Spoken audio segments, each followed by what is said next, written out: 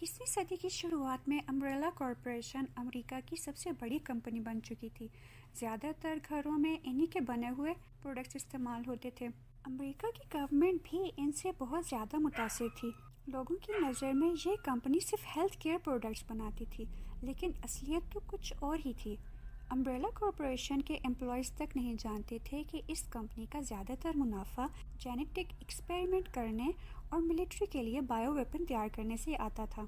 Bio weapons जैसे कि ख़तरनाक वायरसेस को तैयार करना, जिसका काम अम्ब्रेला कॉरपोरेशन की एक सीक्रेट लेबोरेटरी में होता था, जिसे हाइव कहा जाता था। ये हाइव रकून नाम के एक शहर में 1 किलोमीटर नीचे बनाई गई थी, जहाँ 500 से भी ज्यादा लोग काम करते थे और वो सब हाइव में ही रहते थे। एक दिन हाइव की एक लैब में एक शख्स वहाँ पर मौजूद वायरसेस को बहुत एहतियात के साथ बॉक्स में रख रहा था। इनमें से कुछ नीले रंग के थे और कुछ हरे रंग के थे। ये नीला वाला वायरस था जिसको टी वायरस कहा जाता है, और हरा वाला उसका एंटी वायरस था। वो शख्स सब वायरस और एंटी वायरस को बॉक्स में रखने के बाद एक वायरस का जार लैब में ही तोड़कर वहाँ से चला जाता है। चंद सेकंड्स में ही वो वायरस हवा में शामिल हो गया और वो वायरल हवा वेंटिलेशन के जरिए पूरे हाइव में फैल गई। वेंटिलेशन के जरिए वो वायरल हवा डॉग हाउस तक भी जा पहुँची थी, जहाँ बहुत सारे कुत्ते मौजूद थे। इस वायरल हवा का एहसास होते ही वो तमाम कुत्ते भौंकने लगे। इस वक्त तक हाइव में सारे वर्कर्स भी काम पर आ चुके थे। हम देखते हैं कि कुछ साइंटिस्ट उसी लैब में आ जाते हैं जिसमें वायरस का जार तोड़ा हुआ था। तभी वहां लगे हुए सिक्योरिटी कैमरास ने इस वायरस को डिटेक्ट कर लिया। अगले ही पल में इस हाइव में फायर अलार्म बजने लगते हैं और पूरे हाइव के सारे दरवाजे ऑटोमेटिकली लॉक हो जाते हैं, जिससे हाइव में मौजूद लोग जहां थे वहीं फंस गए। फिर हम देखते हैं कि वो लैब जहां पर वायरस का जार टूटा हुआ था, वहाँ का वाटर शावर भी खुल जाता है। थोड़े ही देर में लैब में पानी भरना शुरू हो जाता है। उसके बाद वहाँ पर मौजूद सभी साइंटिस्ट पानी में डूब के मर जाते हैं। पूरे हाइव में हेलोन गैस फैल जाने की वजह से लोगों की मौत हो गई। इस वाक़ये के कुछ घंटे बाद एक घर में एलिस को दिखाया जाता है। एलिस बेहोशी से जाग उठी थी और वो उस वक़्त घर को इस तरह देख रही थी जैसे वहाँ पर पहली दफ़ा आई हो। वो आईने के पास आती है और देखती है कि उसके जिस्म पर पुराने जख्मों के निशान बने हुए हैं। वो हैरानगी से इस जगह को देखती हुई एक बेडरूम में चली जाती है और देखती है सामने एक ड्रेस पड़ा हुआ है। वो ड्रेस पहनकर फौरन बाहर आती है। बाहर मैन हॉल में उसे एक तस्वीर दिखाई देती है। तस्वीर में एलिस और उसका शोहर था, लेकिन हैरानगी की बात तो ये थी कि एलिस को कुछ भी याद नहीं था। इतने में उसे कुछ आहट महसूस होती है तो वो फौरन बाहर जाती है, लेकिन बाहर तो कोई भी नहीं था। तभी उसे किसी आदमी ने खींचा और वहाँ से ले जाने लगा, लेकिन तभी वहाँ पर खिड़कियाँ तोड़ते हुए कुछ सोल्जर्स अंदर आते हैं और इस आदमी को पकड़ लेते हैं। उसने सोल्जर्स को धमकी देते हुए कहा कि तुम लोग गलती कर रहे हो, मैं एक पुलिस ऑफिसर हूँ। सोल्जर ने उसका नाम पुलिस बैज पर चेक किया। इस शख्स का नाम मैट लिखा था, लेकिन जब तक ये मालूम नहीं हो जाता कि मैट एक पुलिस ऑफिसर है, तब तक सोल्जर्स ने मैट को हथकड़ियों में ही रखना सही समझा। इसके बाद इन सोल्जर्स का कमांडर वहाँ पर आ जाता है और एलिस को झंझोड़ कर पूछने लगा कि सोल्जर यहाँ पर क्या हुआ है, मुझे जल्दी से यहाँ के हालात बताओ। एलिस हैरानगी से देखती रही कि आखिर उसे सोल्जर क्यों बुला रहा है। तभी एक सोल्जर कैप्लन, जो कि एक सिस्टम एनालिस्ट है, उसने कमांडर को बताया कि कुछ घंटों पहले इस घर का डिफेंस सिस्टम ऑन हो गया था, जिससे यहाँ पर बेहोश करने वाली नर्व गैस फैल गई थी। इसी वजह से एलिस बेहोश हो गई थी और गैस के साइड इफेक्ट्स की वजह से एलिस की याददाश्त भी चली गई है। ये सब कुछ देखते हुए एलिस ने पूछा, आखिर तुम लोग कौन हो और यहाँ क्या हो रहा है? लेकिन कमांडर ने एलिस के किसी भी सवाल का जवाब नहीं दिया। सोल्जर्स फौरन एलिस और मैट को लेकर इस घर के नीचे बने हुए एक बड़े हॉल में आ जाते हैं।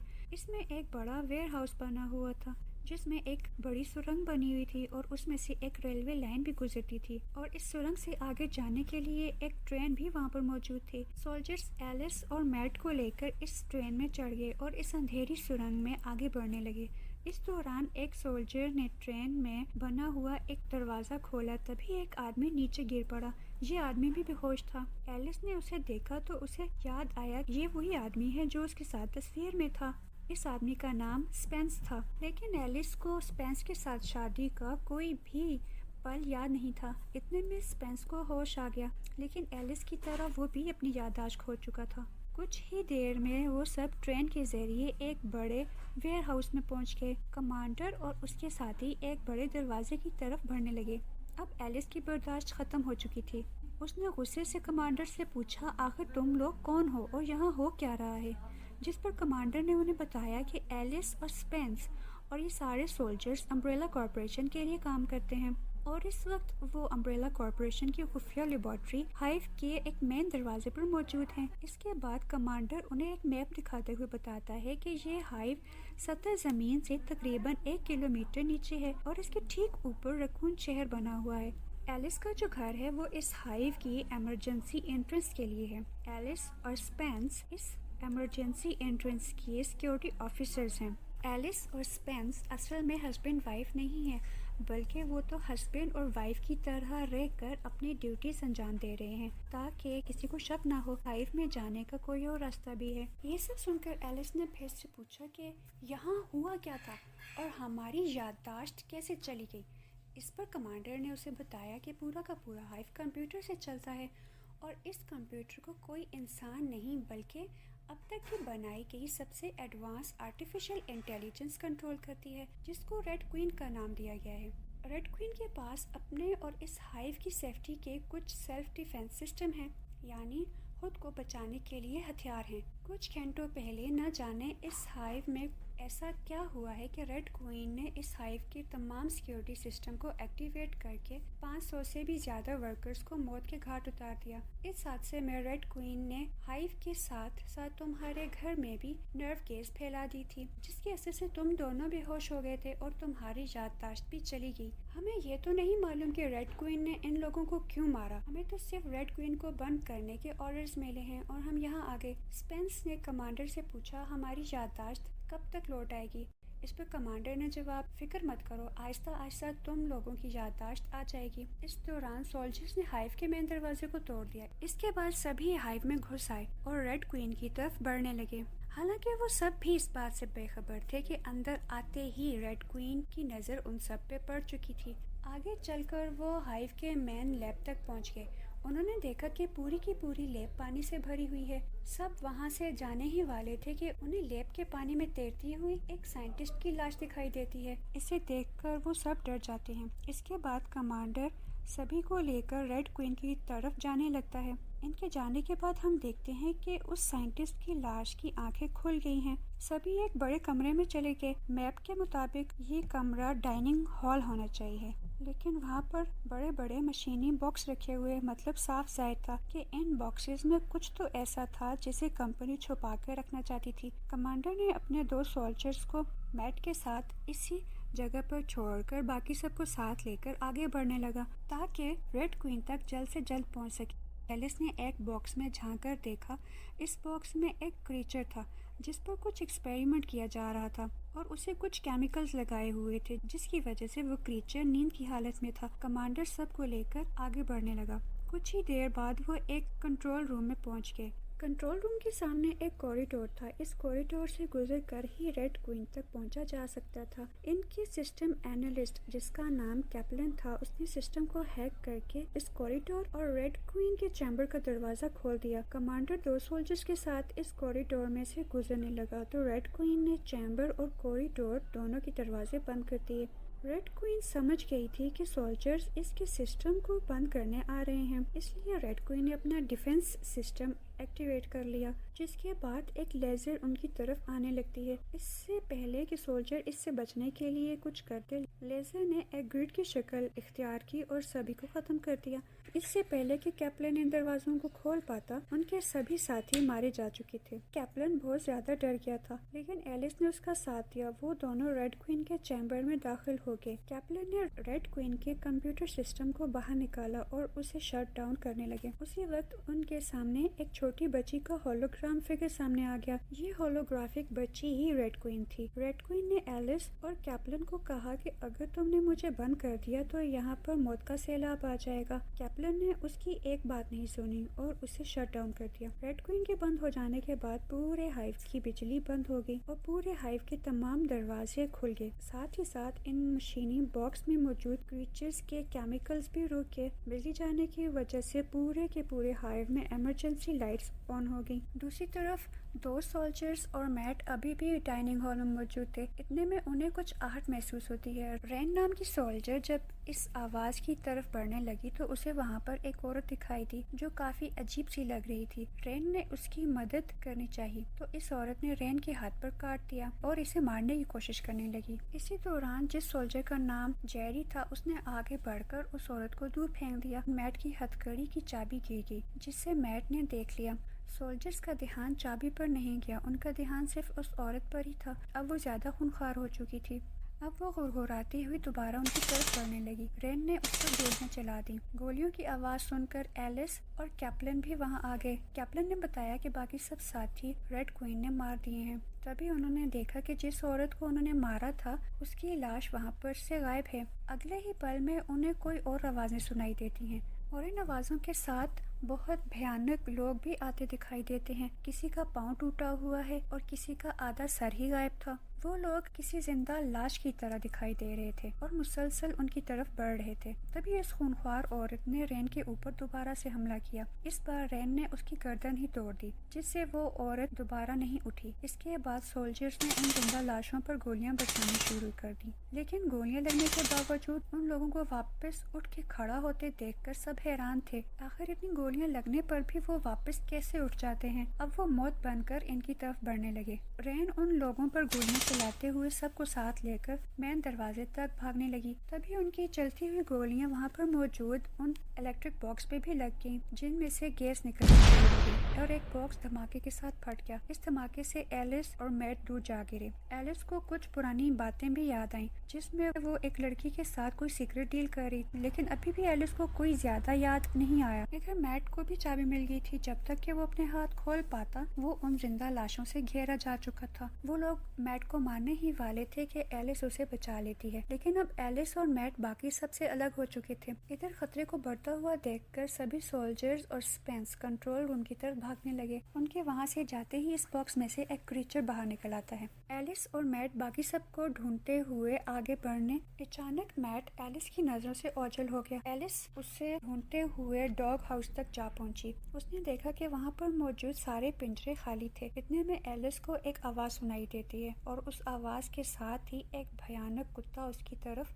बढ़ने लगता है। कुत्ता भी एक ज़ॉम्बी यानी कि एक जिंदा लाश बन चुका था। अगले ही पल में वो कुत्ता गुड़गुड़ाता हुआ एलिस के ऊपर हमला कर देता है। तभी एलिस उस कुत्ते को एक जोरदार किक मार देती है और उसे मार डालती है। अब एलिस को अपनी ट्रेनिंग याद आने लगी थी। दूसरी तरफ हम मैट को देखते हैं जो एलिस से छुपकर एक ऑफिस में आ पहुंचा था और वहाँ कुछ ढूंढ रहा था। इतने में मैट को एक लड़की लिसा का आईडी कार्ड मिलता है जिस पे लगी हुई तस्वीर देखकर मैट बहुत दुखी हो जाता है। अचानक लिसा उसके पास आ जाती है। उसे देखकर मैट के चेहरे की रौनक वापस आ जाती है, लेकिन अगले ही पल लिसा मैट के ऊपर हमला कर देती है। वो मैट को काटने ही वाली होती है कि एलिस ने किसी भारी चीज से उसके सर पर वार कर दिया और उसे मार डाला। इस लड़की को देखते ही एलिस को याद आया कि ये वही लड़की थी जिसके साथ एलिस ने कोई सीक्रेट डील की थी। एलिस ने मैट से पूछा कि आखिर ये लड़की कौन है। मैट ने बताया कि ये मेरी बहन थी। दरअसल मैट कोई पुलिस वाला नहीं था, बल्कि वो तो नकली आईडी बनाकर हाइव में अपनी बहन को ढूंढने आया था। मैट और उसकी बहन सोशल वर्कर्स थे और वो एक सोशल ऑर्गेनाइजेशन में काम करते थे।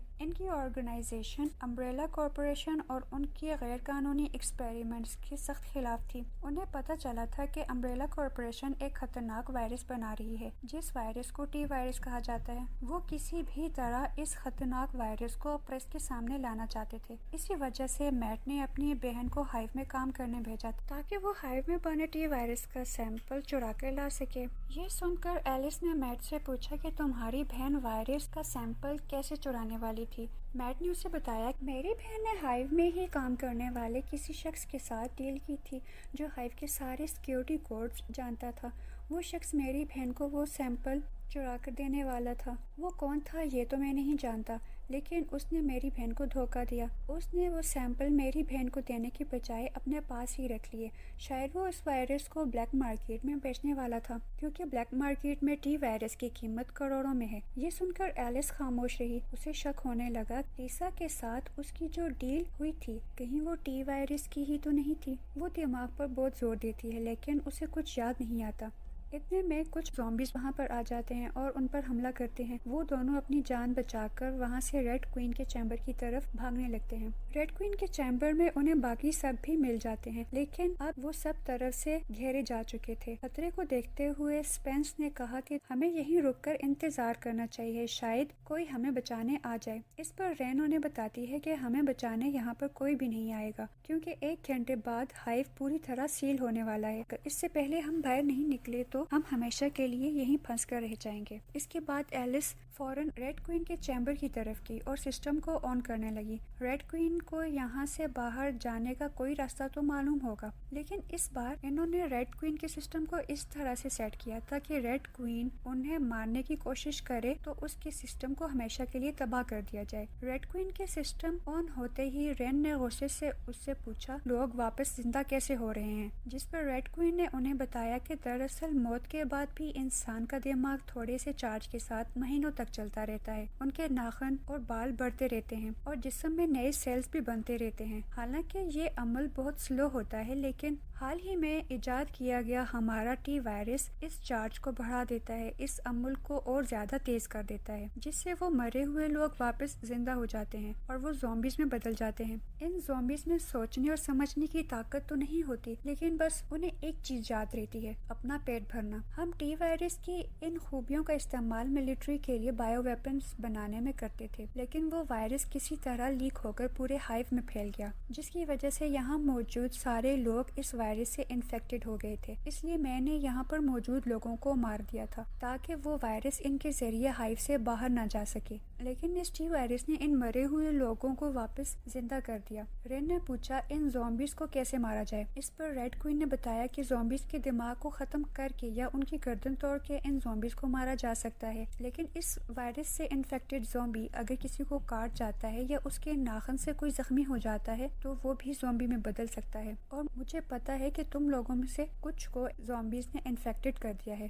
اس لیے میں تم لوگوں کو یہاں سے کسی قیمت پر باہر نہیں جانے دے سکتی۔ یہ سن کر رین گھبرا گئی کیونکہ اسے بھی زومبی نے کاٹا تھا۔ ایلس نے ریڈ کوئین کو دھمکاتے ہوئے کہا کہ اگر تم ہمیں یہاں سے باہر جانے کا سیف راستہ نہیں بتاؤ گی تو ہم تمہیں ہمیشہ کے لیے ختم کر دیں گے۔ ایلس کے اس طرح دھمکانے پر ریڈ کوئین نے انہیں ایک سرنگ سے باہر جانے کا راستہ بتایا۔ وہ سب فوراً اس راستے سے آگے بڑھنے لگے، لیکن بدقسمتی سے اس سرنگ میں بھی انہیں بہت سارے زومبیز نے گھیر لیا۔ وہ لوگ اپنی جان بچانے کے لیے اوپر لگے ہوئے پائپ کے ذریعے آگے بڑھنے لگے۔ جب سب لوگ محفوظ جگہ پہنچ گئے، لیکن ابھی کیپلن وہاں پہنچنے ہی والا تھا کہ پائپ ٹوٹ گیا، جس سے وہ زومبیز کے بیچ میں گر جاتا ہے۔ زومبیز نے اسے پکڑ لیا اور کاٹنے اور نوچنے کی کوشش کرنے لگے۔ ایلس نے گولیاں چلا کر زومبیز کو دور کر دیا۔ کیپلن پائپ پر چڑھنے لگا، اب وہ بھی وائرس سے انفیکٹڈ ہو چکا تھا اور باقی سب اس سے دور تھے۔ اس کے پاس صرف ایک ہی گولی بچی تھی۔ اس سے پہلے کہ وہ زومبی بن جاتا تو اس نے خود کو گولی مارنے کا فیصلہ کیا اور باقی سب کو اپنی جان بچا کر وہاں سے جانے کے لیے کہا۔ یہ سن کر ایلس اور باقی سب نہ چاہتے ہوئے بھی وہاں سے چلے گئے۔ تبھی ایک گولی چلنے کی آواز سنائی دیتی ہے کہ کیپلن نے خود کو شوٹ کر دیا ہے، پر دراصل اس نے تو خود کو گولی ماری ہی نہیں تھی، بلکہ اس نے زومبی کو گولی ماری تھی اور زومبی سے بچ کر نکل گیا تھا۔ دوسری طرف ایلس باقی سب کے ساتھ لیب تک پہنچ چکی تھی،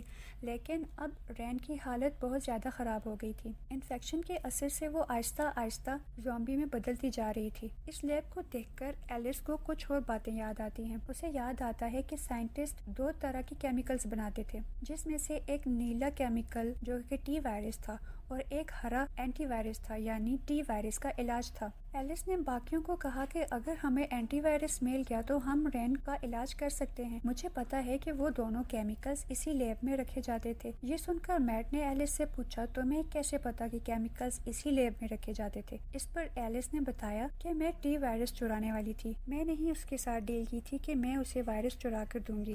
یہ بات تو مجھے یاد آ چکی ہے، لیکن اس کے بعد کیا ہوا وہ مجھے یاد نہیں۔ یہ کہہ کر ایلس چیمبر کی طرف بڑھنے لگی، اپنی گن میز پر رکھ کر چیمبر میں جھانک کر دیکھا تو اینٹی وائرس اور ٹی وائرس وہاں سے غائب تھے۔ اسی دوران اسپینس اندر آیا۔ اس لیب کو دیکھ کر اسے بھی کچھ باتیں یاد آ گئیں۔ اسے یاد آیا کہ ایلس اور میٹ کی بہن لیسا کے بیچ کوئی ڈیل ہو رہی تھی اور وہ چپکے سے ان کی باتیں سن رہا تھا۔ اس نے سنا کہ ایلس امبریلا کارپوریشن کی غیر قانونی کاموں کے خلاف تھی، اسی لیے اس نے لیسا سے وعدہ کیا تھا کہ وہ اسے ٹی وائرس چرا کے دے گی، جس کے بدلے میں ایلس چاہتی تھی کہ ان کی آرگنائزیشن امبریلا کارپوریشن کو برباد کر دے۔ ان کی باتیں سننے کے بعد اسپینس نے یہ پلان بنایا کہ اگر ایلس سے پہلے ٹی وائرس کو وہ چرا لے تو وہ اسے بلیک مارکیٹ میں بیچ کر کروڑوں کما سکتا ہے۔ اس سے پہلے کہ ایلس وائرس کو چراتی، اسپینس اس وائرس کو چرانے کے لیے ہائیو میں گھس گیا۔ وہ اسپینس ہی تھا جس نے ٹی وائرس اور اینٹی وائرس چرا لیے تھے اور اپنی چوری چھپانے کے لیے وائرس کی ایک شیشی کو لیب میں ہی توڑ دیا تھا تاکہ وہاں موجود لوگ مر جائیں اور اس چوری پر کسی کا دھیان نہ جائے۔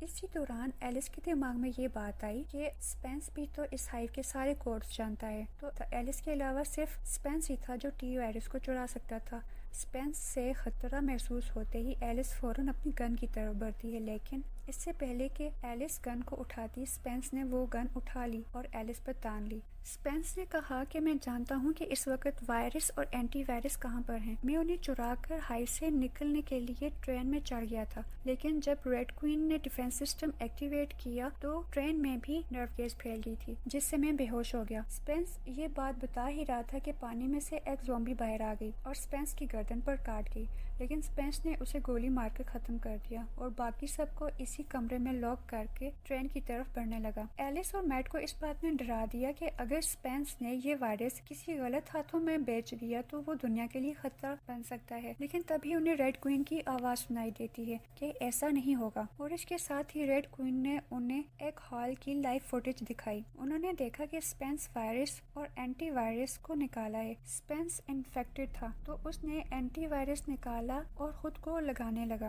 اور اس پر ایک بڑے کریچر نے حملہ کر دیا اور اسے نوچ نوچ کر کھانے لگا۔ اس کریچر کو دیکھ کر ایلس نے ریڈ کوئین سے پوچھا کہ آخر یہ کیا چیز ہے۔ اس پر ریڈ کوئین نے انہیں بتایا کہ یہ کریچر اس ہائیو کے پرانے ایکسپیریمنٹس کا نتیجہ ہے، اسے ہم لکر کہتے ہیں۔ اسے بنانے کے لیے ہم نے انسان میں ٹی وائرس کو ڈائریکٹ انجیکٹ کیا تھا، جس کی شروعات میں یہ زومبی میں بدل گیا تھا۔ اس کے بعد ہم نے اسے ایک مشینی بکسے میں رکھ لیا تاکہ آہستہ آہستہ اس کو ویکسین دیتے رہیں، لیکن اب اس نے اسپینس کا تازہ خون اور گوشت کھایا ہے۔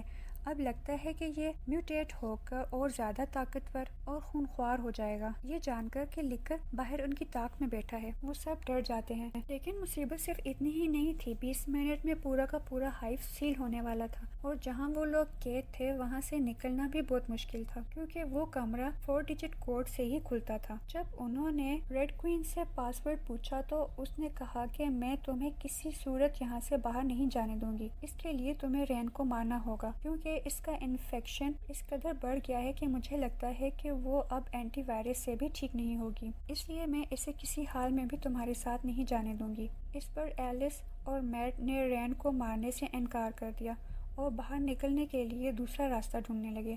تبھی پورے ہائیو کی بجلی اچانک سے چلی گئی اور ہائیو کے سارے دروازے کھل گئے۔ اتنے میں کیپلن دروازے سے اندر آتا ہے۔ اسے زندہ دیکھ کر سب حیران ہو جاتے ہیں۔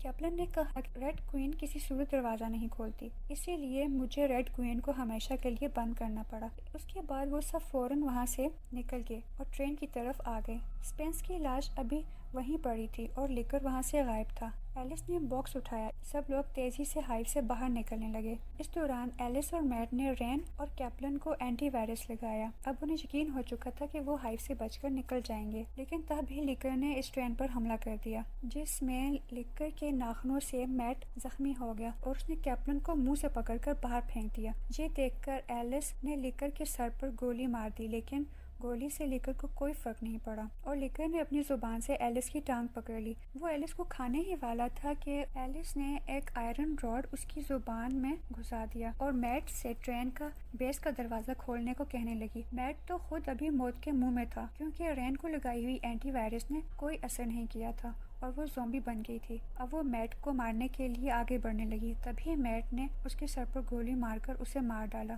رین ایک بٹن سے ٹکرائی جس سے ٹرین کی بیس کا دروازہ کھل گیا اور لکر اس میں سے نیچے گر کے پٹریوں پہ مارا گیا۔ اس طرح ہائیو کے دروازے بند ہونے سے چند سیکنڈ پہلے ہی ایلس اور میٹ वहाँ से बाहर निकल आए। वो घर पर पहुँचे ही थे कि मैट की हालत ख़राब होने लगी। लिकर के नाखून लगने की वजह से मैट भी इन्फेक्टेड हो गया था। एलिस मैट को एंटीवायरस लगाने ही वाली थी कि कुछ साइंटिस्ट प्रोटेक्टिव सूट्स पहने हुए वहाँ आ जाते हैं और उन्हें पकड़ लेते हैं। उन्होंने मैट को स्ट्रेचर पर बांध दिया। तभी उन्होंने देखा मैट का जिस्म म्यूटेट होने लगा है। उसके जख्मों से टेंटिकल जैसी कोई चीज़ निकलकर बाहर आ रही थी। इसे देखकर एक साइंटिस्ट ने कहा, हमें फ़ौरन इसे एक्सपेरिमेंट के लिए भेजना होगा। ये कहकर वो साइंटिस्ट मैट को वहाँ से ले गए और बाकी सब साइंटिस्ट एलिस को बेहोश कर उसकी चेकअप के लिए उसे अपने साथ ले गए। अब हम देखते हैं एलिस होश में आती है। वो एक लैब में होती है जहाँ सब कुछ टूटा फूटा हुआ और सुनसान होता है। उसके जिस्म पर बहुत सारी वायर लगी होती हैं जिनसे उसे बहुत ज़्यादा दर्द होता है। वो इन वायर्स को अपनी बॉडी से खींच कर निकालती है। कहीं दूर से उसे मशीन चलने की हल्की सी आवाज़ आ रही होती है और उसे सब कुछ अजीब सा लग रहा होता है।